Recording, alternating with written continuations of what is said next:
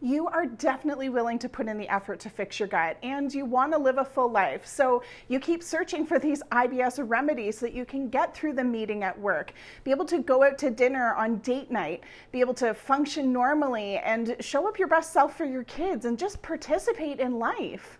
Listen, I know you're worn out from all the things you've changed and tried, which is why in this video, I'm gonna walk you through the common IBS remedies, what they will do and won't do, and what you need to be focusing on to achieve long-term sustainable health. You ready? Let's dive in.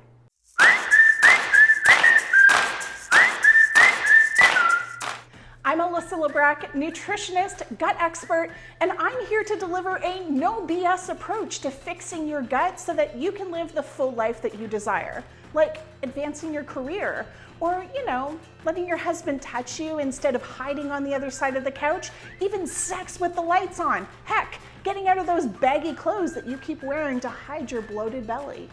So what do you need to be doing? Well, first, subscribe to my YouTube channel right here because we can't fix your gut in one video.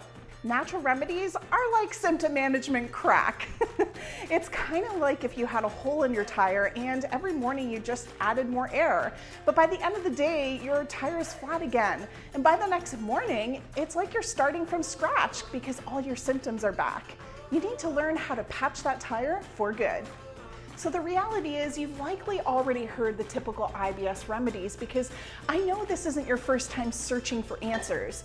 Eat more fiber, take probiotics, eat yogurt, no don't eat yogurt, essential oils, herbal teas, fermented foods, low FODMAP diet, heating pads, heck, even deep belly breathing.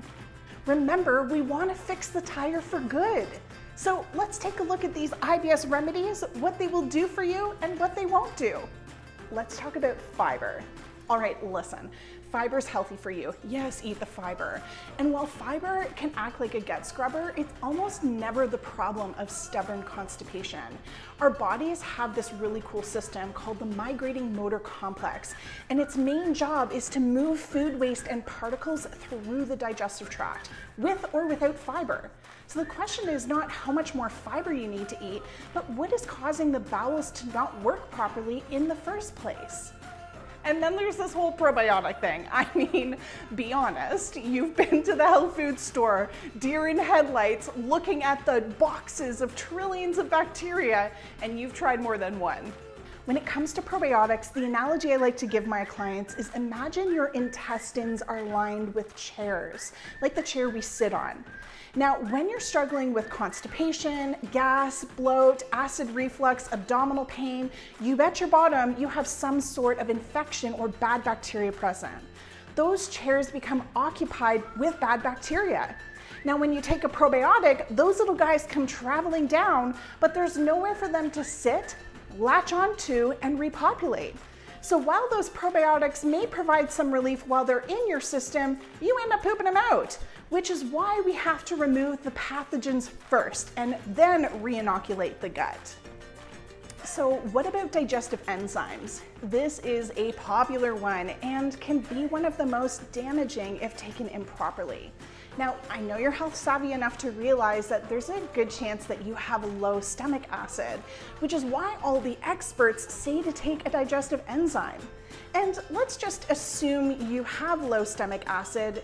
Has anyone stopped to ask why? Pathogens like H. pylori and parasites can suppress enzyme production, leaving you with food reactions and nutrient deficiencies such as iron. What's even more interesting is that it has been shown that stress can reduce your enzyme production by up to 80%. So taking a digestive enzyme really just makes for a glorified symptom management tool and doesn't do a damn thing unless the infections and stress are addressed too. All of these IBS remedies and more are like trying to fix your car's engine without ever popping the hood. There's a certain pecking order to fixing your gut.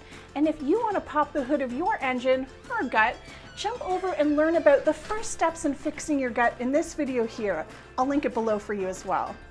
In my experience working with over 1,000 clients inside our Love and Trust Your Guts program, those who rely on symptom management tools are doing so because they're trying to feel as normal as possible. because they know deep down they can fix their gut, they just don't know how. But because things aren't working, they reach the fuck it moment where things go completely off the rails. They're eating the fast food, they're drinking the wine, and this swinging pendulum between perfection and wheels being completely off the bus are keeping them stuck.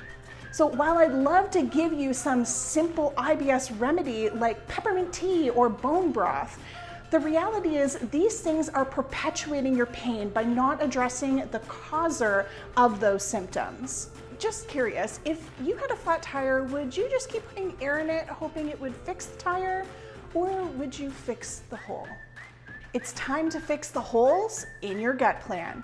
And if you need help doing that, be sure to start with our free Perfect Poop Guide or learn how we can help you fix your gut in the links below.